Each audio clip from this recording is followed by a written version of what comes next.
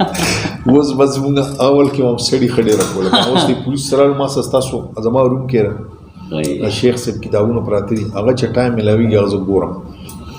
خو نور هم بس لکه دا سټډي بس کافي سره دا تاسو مالا دا شی ډېر ښه راکړه چې دا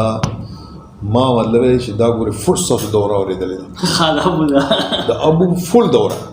او دا کریډ د تال در کوم چې دې کې زمانه ملای چې مسنګ نه شو زه چې لاړم د اختر په شپه باندې کړه نو مونږ دلته کې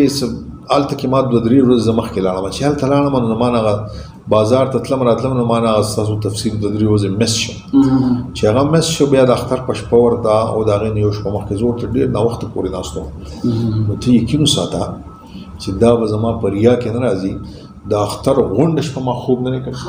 ځکه چې ما وې زه به دا ختم به کوم نو بیا به زه ودرېږم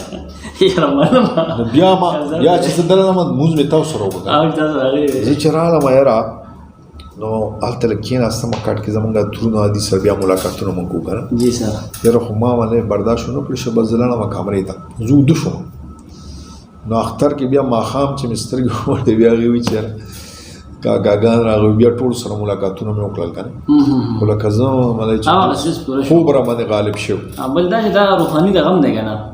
ما به ریکارډینګ هم کوم ما خپل اوریدم مونږ ته یو طاقت ملایوي کنه یاره دې کې طاقت دی ما ځان سره چې یو ورځ پکې درم نه پوره درس مې وړی زما یو ناسکتر دی مازدیګر مونږ چې ما کوم راځه که د ماسپښین مو کوم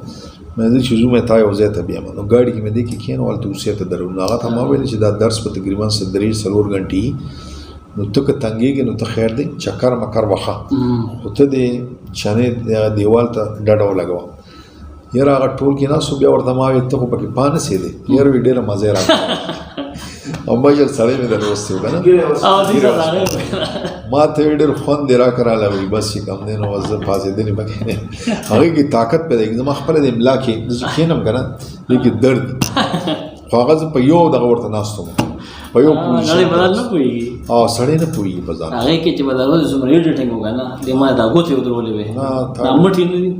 او خو خدای شته که زه په ځان پوه شوی یم کني دا چېرته مونږ اورېدی شو دا معنی چې دومره سټیپ ناکن دی کې دا تا ډېر غټ کمال ما دا ارمان و سار مې زه خو نن به یم یا سار به نه یم مې داسې یو کار کول غواړي چې ما ته ثواب رارسي خالص ته ثواب په دغه باندې دا څومره خلک ګوري ته ورته وګوره که نه بس خالص ثواب په دغه معنی موږ دپاره ځکه چې هلته خو موږ د تللی نه شو او سوات کې بیټ کې ته دا کار کې که نه پروس کال دوره ما چې کومو نو ما به زه د رمضان کې بس دا چې کلو کې په دې باندې سنه صدغه راځي نو ما بصیر صاحب هم لږ اورېدلی او بیا زه دغه سره درو شوم یاره د دې صوابی یو عالم دی جی سر اب بادشاه پکې نه راځي امیر حسین بادشاه امیر حسین بادشاه هم ډېر مالنګ سړی دی نو د هغه ما ټول دوره خو نه وه کتلې خو میکسیمم ما اورېدلی بل د هغه بیا ما د شیخ صاحب به هم بیا ورسره لفظي مې اورېدله که نه لفظي مې کوله بیا دا هم لفظي وه د هغه لفظي ترجمه خو لفظي کې د هغه لږ لکې دغه مو د هغې کې لږ تفسیر مو جی سر نو هغه ما 12-13 سپارې هغه لفظي مې اورېدلی وه او تفسیر کې ورسره ما ډېر کار کړی